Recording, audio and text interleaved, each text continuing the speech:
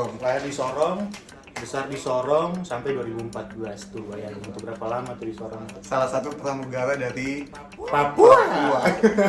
Jadi kalau teman-teman bertanya, Kak, ada nggak sih pramugara dari Papua nih? Ada dong, ada dong. hadirkan Langsung dari dihadirkan. Gila, luar biasa. Papua.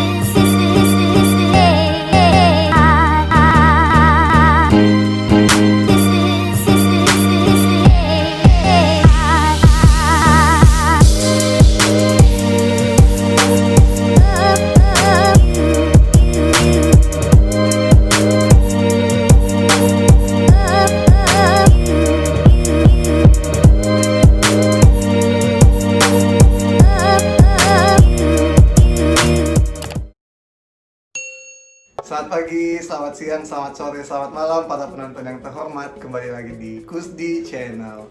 Bisa sambil gini juga nggak, Mas? Makanya kok Apa nih? Oh iya, sorry. Ya udah, nggak apa-apa lah. Ketemu lagi di Kusdi Channel. Sudah lihat sendiri, aku bawa bintang tamu. Gue start kali ini aku ngundang ketua kelas di Wah, batch tersanjung aku. sekali ini. Ya, kenalan diri dulu dong. Halo teman-teman semua, subscribernya Kusdi. Saya Muhammad Syarif, teman sebatchnya Kusdi. Umur masih muda, baru 24 tahun. Baru 24 tahun ya. 24. Asal Bapak asli Sorong, Papua Barat, Mama Makassar. Tapi sekarang domisili di Makassar. Nah itu jadi bingung tuh dari mana-mana tuh, udah campur-campur lah. Kak Syarif lahirnya di Saya di Sorong, besar di Sorong sampai 2014 tuh. Bayangin untuk berapa lama tuh di Sorong. salah satu pramugara dari Papua. Papua. Jadi kalau teman-teman bertanya, Kak, ada nggak sih pramugara dari Papua nih? Ada dong, ada dong. hadirkan Langsung dari dihadirkan. Gila, luar biasa Papua. banget nggak tuh? Asli loh. Kakak Syarif ini jam terbangnya udah nggak bisa ditandingi lagi lah. Susah didapatnya guys, cuman kita lagi bareng. Tadi pulang terbang ya? Baru pulang terbang, baru pulang pulang terbang terbang. bareng.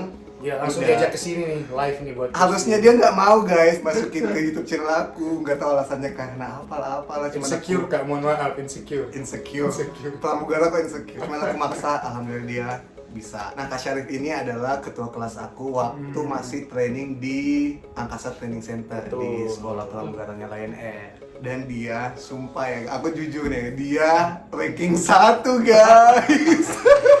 Di Nggak antara ngaruh itu sebenarnya, nggak ngaruh. di antara 20 orang dia ranking 1. Hari ini kita mau lebih ke apa ya, cerita Apa tuh? Sharing lah, sharing ya sama Kak Syarif. Sharing corner.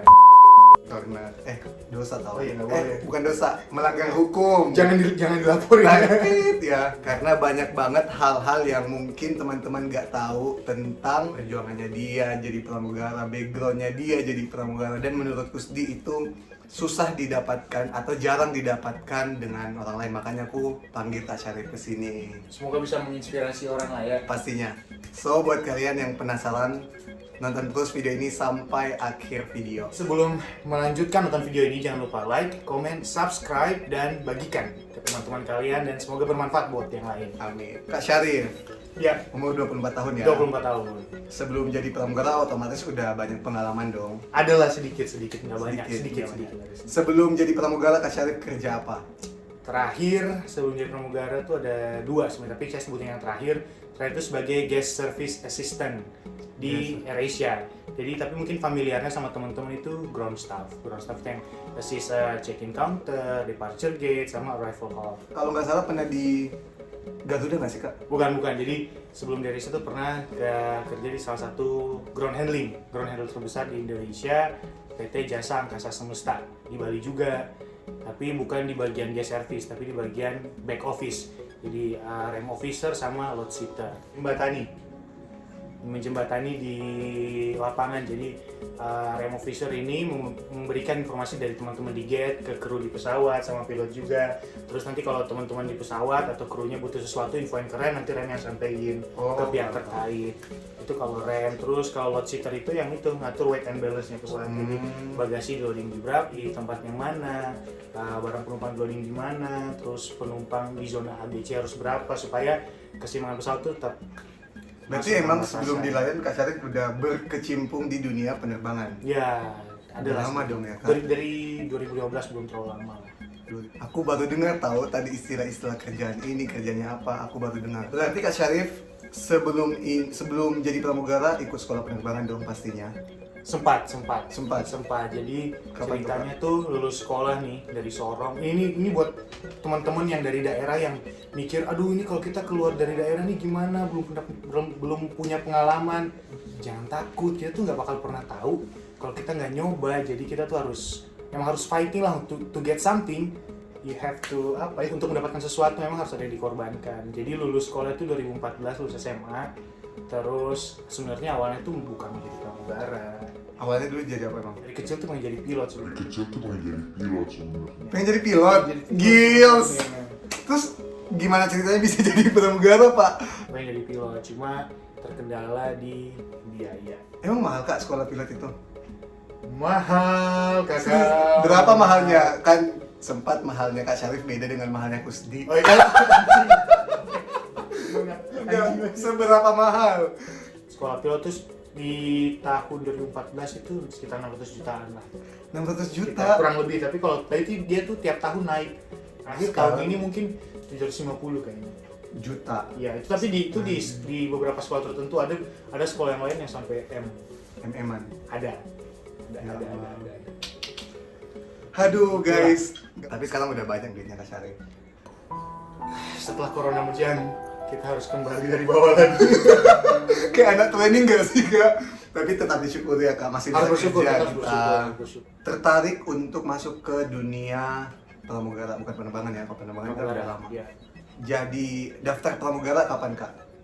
Jadi pertanyaannya kenapa jadi tertarik menjadi pramugara tanya. Jadi itu pas saya di ground staff di AirAsia, guest service di AirAsia tuh lihat, oh ternyata dulu sebutnya gini, ternyata ada pramugari yang laki-laki ya. Pramugari yang laki-laki? Nggak tahu tuh kalau istilah pramugara tuh gitu.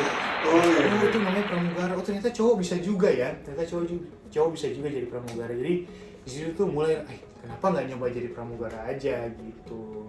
Terus pertama kali nyoba itu 2018. Kenapa 2018? Karena sebelum 2018 saya masih belum berani nyoba. 2018 daftarnya di AirAsia? Nah, Lion. Oh di Lion? Maret 2018. Lolos Kak? Pertama dari walk-in interview itu masih lulus, masih aman sampai akhirnya sandung di psikotes. Kalau di psikotes? Dari psikotes, habis itu nggak boleh ikut lagi tuh selama 6 bulan. 6 bulan? 6 bulan nggak Setelah boleh itu ikut lagi. coba lagi? 6 bulan, habis itu di bulan September apa bulan Oktober saya nyoba lagi tuh di Balaraja tuh. Di Lion juga? Lion juga. Datang nih ke Balaraja nih dari Bali. Ke Balaraja nyoba. Kak, dari Bali? Dari Bali. Ke Balaraja buat Betul, daftar buat pramugara? daftar pramugara. Memang harus kita memberikan effort yang lebih. Benar, supaya kita benar. bisa lebih bersyukur kalau udah dapet. Terus nyampe Balaraja? Nyampe Balaraja tuh di 2018 akhir. Itu tuh gagal di performance. Gagal lagi Kak? Gagal di performance, akhirnya pulang lagi. Terus gagal di performance itu ternyata kita nggak boleh langsung ikut lagi rekrutmen. Harus vakum dulu, harus berhenti dulu 3 bulan. Baru boleh ikut lagi rekrutmen gitu. Terus daftar lagi? Daftar lagi. Ya Allah, gak ada nyerah-nyerahnya ya? Belum nyerah. Jadi daftar lagi di 2019 di bulan Maret. Daftar tuh tapi di Surabaya. Lolos sekarang Kak? Lolos sampai sekarang dan sebatch sama selebgram kita. Oh berarti Kak Syarif 3 kali? 3 kali. Nah sebelum di luar dari Lion, Kak Syarif pernah nyoba aja daftar jadi pramugara nggak? Pernah di Citylink. Oh Citylink. Baru TBBB langsung gagal. Kok bisa? Underweight. Underweight. Aduh, betapa pentingnya tinggi dan berat badan guys. Kak Syarif kan udah pernah gagal beberapa kali. Betul. Pernah cari tahu nggak Kak? Atau tahu nggak kenapa Kak Syarif gagal di tahap itu, di rekrutmen yang itu? Waktu di tahap awal pas gagal di psikotes itu, karena memang mereka tuh nggak bilang ini gagal di psikotes alasannya apa tuh Kita nggak tahu ya. Kita nggak pernah dikasih. Benar. Kita tuh mau nggak mau tuh mengevaluasi diri sendiri kayak salahnya di mana sih? Tapi ternyata setelah saya evaluasi lagi tuh nemu. Jadi waktu itu ada suruh tes gambar orang nih. Terus gambarnya ngawur aja gitu kayak aduh yang penting jadilah, udah yang penting jadi. Ternyata itu mempengaruhi. Kak Syarif waktu itu gambar apa emang? Anak sekolah. Waktu itu gambarnya itu anak sekolah tuh. Cuma gambarnya nggak jelas. Ternyata tuh pas kita psikotes disuruh gambar orang tuh kita harus detail. Kayak dia punya jarinya Harus ada 5. Iya harusnya jadi. Bulu hidungnya kelihatan. Nggak gitu, Bulu jadi- hidungnya kelihatan. Enggak gitu konsepnya. Kirain. Nggak gitu. Iya, konsepnya. aku pernah dengar, aku Iya, pernah kan? lihat di YouTube. Jarinya harus kelihatan, telinganya, Betul, hidungnya. telinganya, hidungnya, mulutnya. Jadi emang harus detail. Jadi pas gagal di situ mikir oh berarti harus belajar nih. Jadi itu nonton YouTube tuh tutorial gimana ngerasa udah siap buat psikotes lupa memperbaiki performance. Waktu itu Kak Syarif gagal yang kedua kalinya gara-gara Performance. Performance. Tapi nggak di-mention juga, Gara-gara apa? gagalnya di mana? Kak Syarif nggak nanya. nggak dikasih tahu juga, Tapi Kak Syarif tahu. nggak tahu sampai sekarang. Oh. Tapi kemungkinan sih karena bekas dirawat. Kemungkinan ya, Bekas dirawat, kemungkinan. Disuruh jalan dibuka kan lengannya, disuruh periksa segala macem, terus ingat banget tuh ada yang aneh banget. Kita disuruh buka dasi, terus disuruh lihat nih kerahnya nih kotor apa enggak. Ya kan Terus kotor ya, kita udah dari pengen pagi. lihat ini daki. Iya. Itu tuh kayak kok nggak masuk akal sih, tapi ya memang suka-suka mereka, orang mereka yang uji, jadi ya kita ya jalanin aja. Mungkin dilihat ini daki apa bedak, ini daki apa bedak, iya kan? Soalnya kalau daki ya wajar-wajar aja kan, laki-laki berdaki. Kalau bedak guys itu bahaya. Mampus nggak Udah tuh? bahaya. Tapi menurut Kak Syarif, mending bedakan atau dakian? Jangan aja lah ya. Tetap ya walaupun laki-laki tetap bedakan. Daripada dakian, mohon maaf. Tapi menurut Kusdi, mungkin waktu itu emang belum rezeki. Betul, belum Iya rezeki. kan? Sekarang kan udah rezeki. Tapi itu emang harus butuh perjuangan sih, karena itu tuh bolak-balik tiap minggu tuh ada aja tesnya tuh. Jadi saya dari Denpasar ke Bali, itu masih sambil kerja. Denpasar ke Bali, mohon maaf. goblok anjing. Denpasar ke Tangerang. Denpasar ke Tangerang itu tuh pas posisi masih kerja. Jadi semisal besok pagi nih tesnya nih. Hari ini sore saya udah nyampe tuh di Balaraja tuh. Izin dong kerjanya. Izin kerja, izin. Terus terbang ke Jakarta. Sorenya nyampe di Tangerang di Balaraja. Besok selesai tes, sore masuk Balik ke bandara. Masuk ke bandara, balik lagi ke Bali. Gila sih, Itu emang. tuh ya alhamdulillah. Udah terbayar? Terbayar. Udah balik modal? Balik modal dong ini. Alhamdulillah. Motivasi Kak Syarif buat jadi pramugara. Yang pertama nggak munafik, Duit. duit. Karena kan kayak Yes, ya, diceritain, aku mulai dari time officer, panas kepanasan, hujan kehujanan, Di lapangan ya, di Kak? lapangan banget kerjanya dengan gaji yang pas-pas, UMK doang. Terus saya mau upgrade nih ceritanya, aduh mau kerja yang enak lah, yang di gedung lah, tapi di bandara juga. Jadilah guest service assistant tuh. Jadilah guest service, kerja di bandara, gajinya mulai lumayan. Habis itu mikir lagi nih, waduh, Pengen lagi. iya pengen Ya Allah, manusia emang gak pernah puas ya. Ya. Terus waduh tanggungan banyak nih, adik-adik masih kecil-kecil Ah. nih. Pikir, wah jadi mugara, berapa sih gaji mugara? Kata orang segini. Jadi mugara. emang berapa sih Kak gajinya pramugara? Segitu. Banyak banget tahu.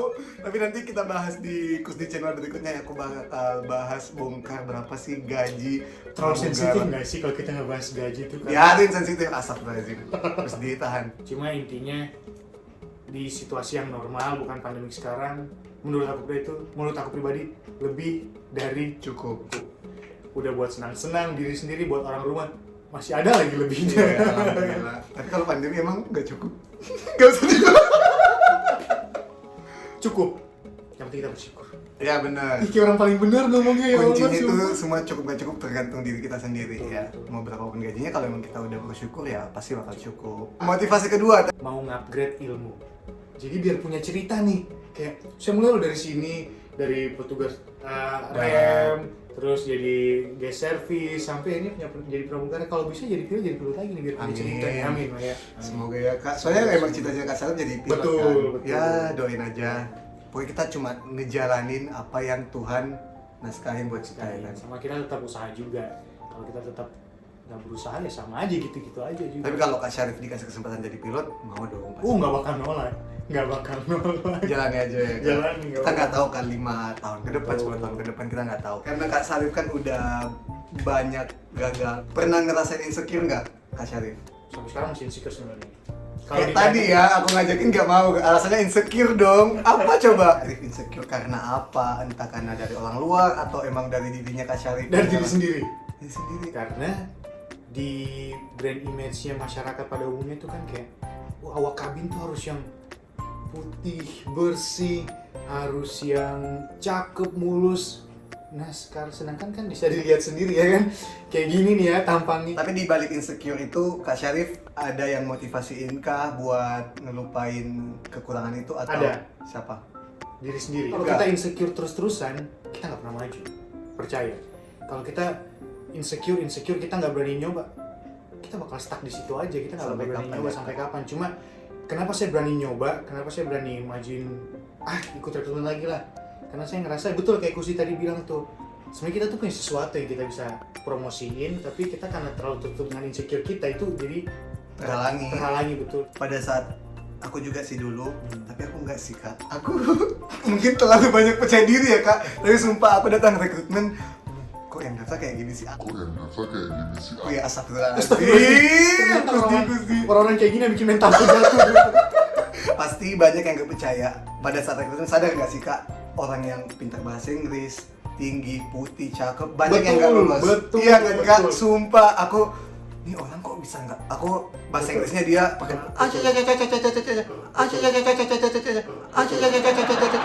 pas pengumuman dia nggak ada guys, nggak tahu gara-gara apa. Iya nggak sih kak? Betul, Iya, karena kan? pintar itu penting, knowledge itu penting, but your behavior is more than important. Anjir yang bener ya.